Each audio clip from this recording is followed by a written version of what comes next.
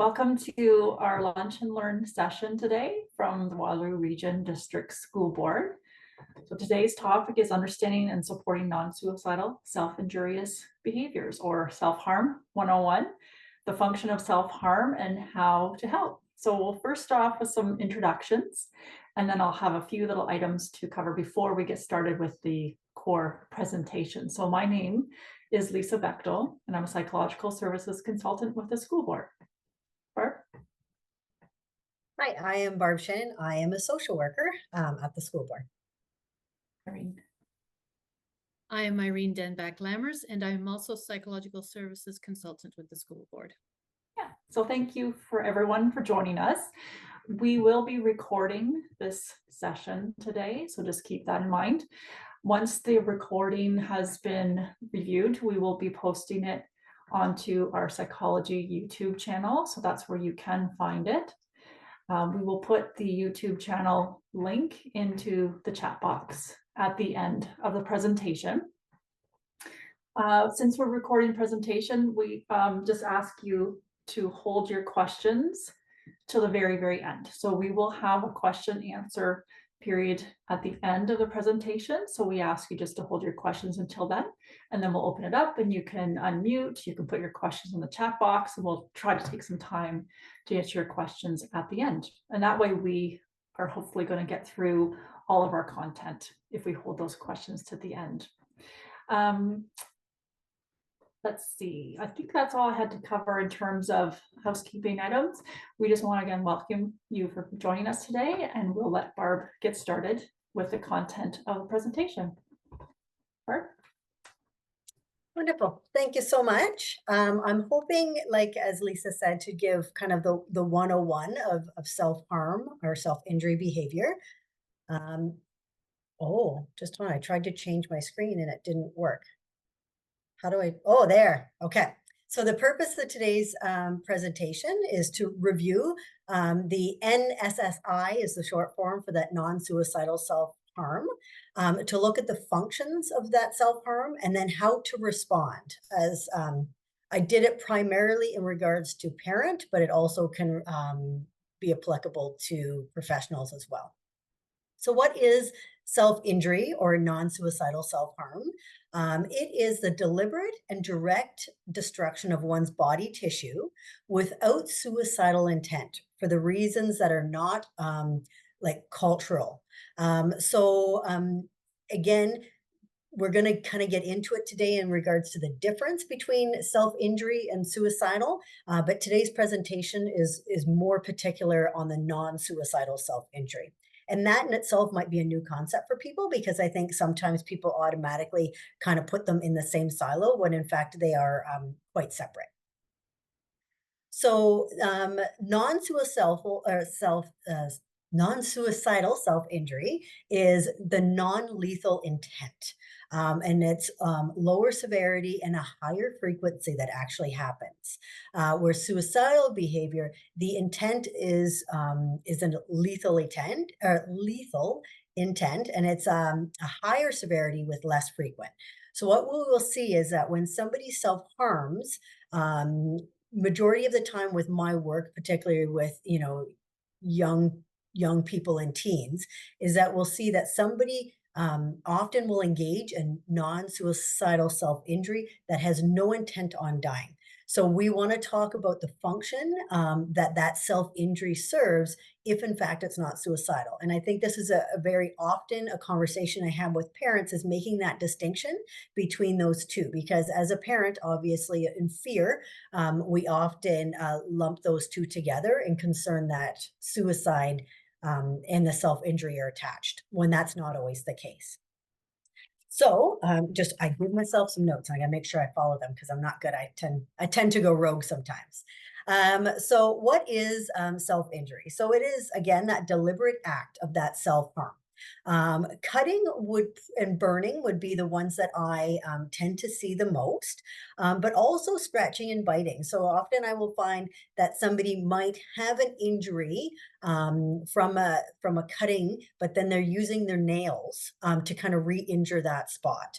Or sometimes without even realizing, somebody is using their nails and digging into their arms and creating scratches and wounds. That is considered self-harm behavior, as well as hair pulling, overdosing, and poisoning, but not to a lethal level, because when it hits a lethal level, that goes into the suicidal intent, right? Or hitting head, body parts against hard surfaces. So who self-injures? So it's estimated that 14 to 24% of teens have self-injured. And I know for a lot of people that seems like an extremely high number, but what's important to realize is only a quarter of those will continue to self-injure. And as we get throughout this, we're going to explain kind of why that is, and what that number kind of all encompasses. The average age of onset is from 12 to 15. There is also a belief that more females self-injure. And when Lisa and I, in the research, it shows that both male and female, in fact, self-injure. This isn't a female behavior. However, females are more likely to seek help or report that they're self-injuring. So this, males do self-injure, but they would keep this more secret than females. So what's the function? This is kind of the terminology that we use in our world, is around the function, right? So when we look at a behavior, we want to know kind of what's behind that behavior and what does it do. Typically, behind every behavior, it's filling a purpose of some kind. Otherwise, it doesn't continue. So emotion regulation would be the most common kind of function of self-injury. And this is that relief from difficult feelings, the feel something. So sometimes people will say, like, when I feel physical pain, it helps me from the emotional pain. And then that punishment, that anger towards self, that hatred, the shame, then people can't regulate that emotion, and it can result into self-injury behavior.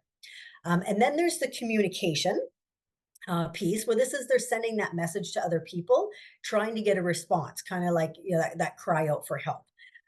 This is really only 4% of the reasons. So often we hear people say, like, they're doing this to seek attention, right? And when Lisa and I were coming up with the presentation, we had talked about how, although it seems like it's attention seeking, it's actually a form of communication, which I think needs to be viewed very different. And it's much more helpful to look at, like, they're wanting to connect about something, right? They're wanting to communicate and connect. It's not about just solely attention seeking.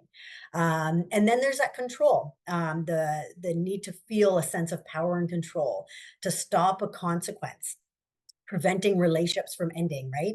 This is a popular one at my high school, where it's like, my boyfriend told me if I break up with him, he's going to hurt himself, right? Or somebody breaks up and then they snap pictures to the other person of their self-injuries to kind of draw or manipulate the other person back to them. So that is when it's serving that purpose of control. I would say from a treatment perspective, understanding the function of the self-harm is really, really important, because we need to figure out what it is doing for that person. So one of the other things that, when I had discussed about kind of this, a quarter of the population continuing, the reason why is because, and actually, I'm probably going to answer a question before it's asked at the end. But sometimes what I hear people say they saw it on social media, so that's why they're self-harming, or their friends self-harm, so that's why they're self-harming.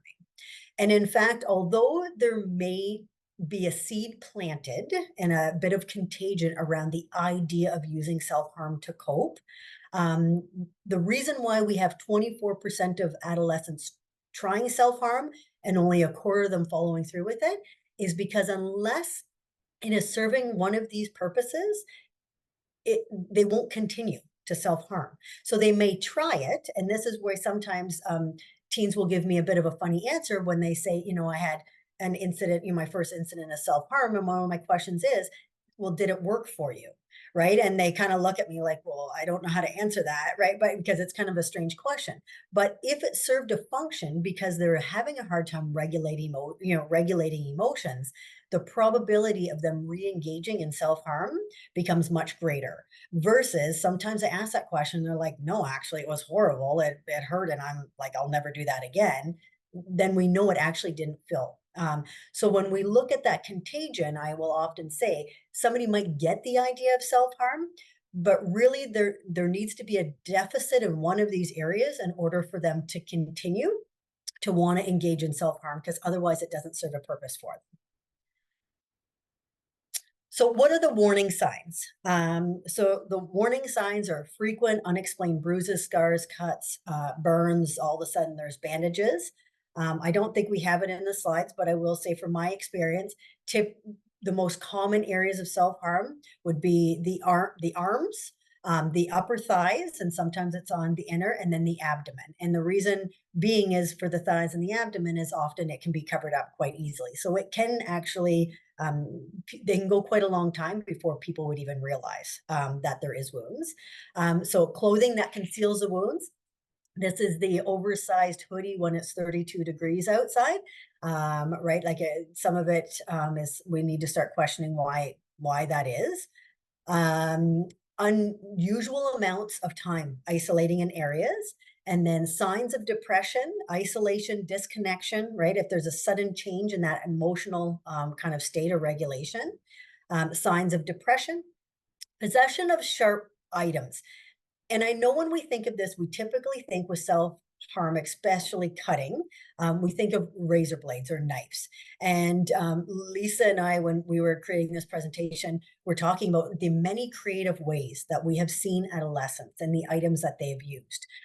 So, dating myself here, but like a popular one used to be CD cases, right? They would be able to snap them, they would become sharp at the end. So really, this is just looking for kind of those items that are like, why is this in here? Why is this paper clip open in their bedroom? That would be kind of a warning sign if it seemed unusual for them to have paper clips in that space. Evidence of self-injury, so artwork, journals, starting to kind of see some of that, social media. Sometimes they can display their self-injury on social media, and then just risk-taking. So I created this slide because I think it really explains, again, that function that self-injury serves. And that is that something triggers an emotion, right? And it ends up being a difficult emotion or a thought. So whether it be an intrusive thought of, I can't do this, you're no good, whether it's more of a depressed kind of sad emotion or loneliness.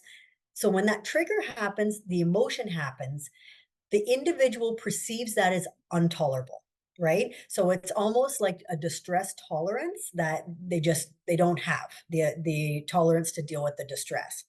Then the self-injury occurs, which in the moment actually provides relief. So this is a bit of a weird concept for some people who have maybe never had experience or known anybody with experience with self-injury, but the self-injury does provide a sense of relief. The difficulty is it's not addressing the underlying issue. So if they get the relief, again, the probability of them redoing this cycle becomes greater. If they have a difficult emotion, they perceive it as intolerable, they try the self-injury and they didn't get relief, then it's probably a one and done kind of attempt with self-injury, and they're unlikely to continue. So what can you do as parents? This is a question I get all the time, right? Of like, so I have questions, I feel like this is happening, I'm not too sure, or the teacher has, the school has notified me that this is happening. The first part, which is probably the hardest one, is the remain calm, right? Often I hear people, there's a lot of blame that happens, and people are like, I have no idea why, like, what did I do to create this, right? The reality is when our children grow, they have their own emotions, they have their own circumstances, and I would say 9 times out of 10, it's absolutely nothing to do with the home environment, but in fact, it's an internal regulation, right? So it's not your fault, and in fact, when we parent out of guilt, it can become more problematic. So what we want to do is we want to remain calm. We want to be able to communicate openly without judgment, scolding, or punishment. Punishment and shaming somebody who's self-injuring is further adding to the probability of more self-injury, because again, it's those difficult emotions that can trigger. So if we're wanting to interject with that cycle of the triggering and needing the relief, we don't need to add further judgment or shame to the situation. Actually, in one of the most beautiful demonstrations of what a parent could do was at one of my schools, and I had to call in a parent to have them make them aware of the self-injury. And instead of getting upset, instead of saying, "Oh my gosh, what have you done?" Right, and that, you know, the kind of natural reaction, the father actually took the daughter's arms, looked at the wounds, and kissed them, and said, "We're going to get to the bottom of this." And it was magical because you could see that the young person was like, okay. And you know, the open that communication line between that parent and that child at that point was open, because there was no judgment. And in fact, it was like, I now know you're hurting and we're going to work through this together, which was fantastic to see. And then be prepared for a strong reaction. Again, like, this is something they're hiding. It's really rooted in a lot of negative feelings, and now people are aware. So be prepared of the child or adolescent strong reactions. Be mindful of your own, but they might approach as angry at first because now they know, you know, and things might change, right? And then create a safety plan. One of the tools that I love the most is a mood scaling. I can tell you from experience, one of the things that kids say to me is, I don't want my parents to know because all they're going to do is ask me to talk about my feelings all day long. And even as a social worker, I don't want to talk about feelings all the time, right? So what we want to do is we want to create a system, because as a parent, we have an obligation to make sure our child is safe, and we need to know when to intervene and when not. So often I will say to the young person, your parents need to be able to help you work through this. So how are you going to communicate with your parents if you're not going to talk about feelings? So the mood scaling is a magical tool. And this is a conversation between the adult and the child. And even in my profession, I use it, where I'm like, you know what? Okay, let's check in. So everybody does it differently. I do between 1 and 10. 1 is low mood and 10 is high mood. And I often say, if you're ever permanently at 10, please tell me your secret recipe, because I don't believe anybody belongs there. And then I often say that 3 range is kind of the self-harm, unhealthy coping.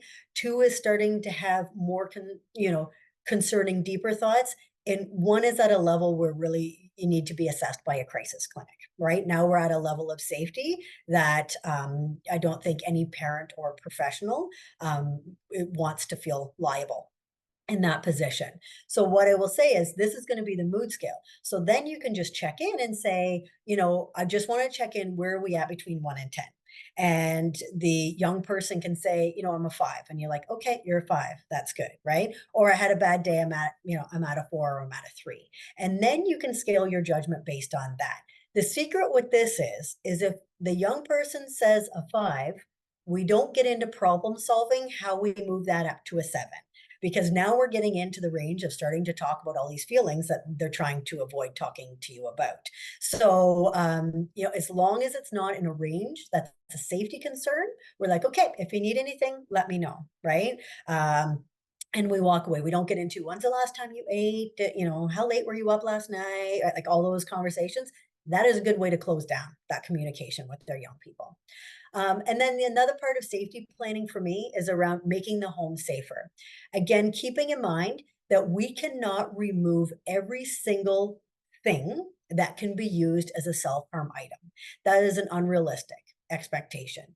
But what we can do is, through our open communication with the young person, if we find out that their means is a paperclip and they have one in the room, then we need to have the conversation about, how do we move that paperclip out of your room? And the reason why is because the more space we give between having the thought or the impulse and being able to act on it, the more likely they can insert a healthier coping strategy along the way. So with the teens that I work with, I will often say, pretend I'm a smoker. I'm not. But if I was a smoker and I said to you that I'm really planning on quitting smoking, I'm just going to leave a pack of cigarettes on my nightstand just in case, right? And then the they laugh and they're like, it's not going to work. And I'm like, it's the exact same concept when we're talking about self-harm. So does that mean I wouldn't smoke? No, but if I had to get up and get in my car and drive to a store and buy them, I have now built in all this time in between where I can change my mind and go back home. Right. So with the self-harm, keeping, if we know that the means is a knife, then let's not keep them in the same location. Let's move them to a different location or in a log cabinet just to break that. Again, they can find a knife at school or at a friend's house. Like we're not going to be able to protect them forever. And actually, we need to build a buffer and allow them to gain the skills of being able to find healthier coping strategies, which kind of leads into the next statement, which is about connecting your teen or your child to professional support. So really, this would look like talking to your family doctor, a pediatrician, looking at therapy, social work support, because what we want to do is we want to build that toolkit of healthier coping strategies. I often say to kids, there's no shame in being open with me, because I think in everybody's toolkits of coping strategies in life, in that kit, near the bottom of that invincible toolkit, is self-harm and suicidal ideation or thoughts for every human being, self-included, even as a mental health professional. So often, if we can build healthier strategies, we're not going to get rid of self-harm. We actually want to build in other layers prior to self-harm, is the way that I view it. So that's how I often convince people to, if we just say, well, you just need to stop, right?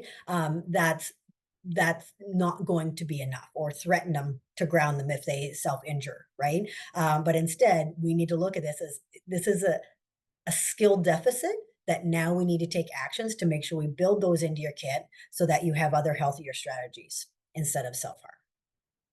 And why isn't this cooking? There we go. The other thing is to change the way that you think about social media. So this one, I'm not going to blame social media for everything. However, when we were talking earlier, kind of about that contagion of what we see to plant ideas, I think, that is one thing to be aware of. On a lot of social medias, it's very public. Self-harm is very public on social medias. The amount of snaps and, all the other platforms that I'm too old to even know about that teenagers show me around concerns about their peers, it's out there. It's everywhere.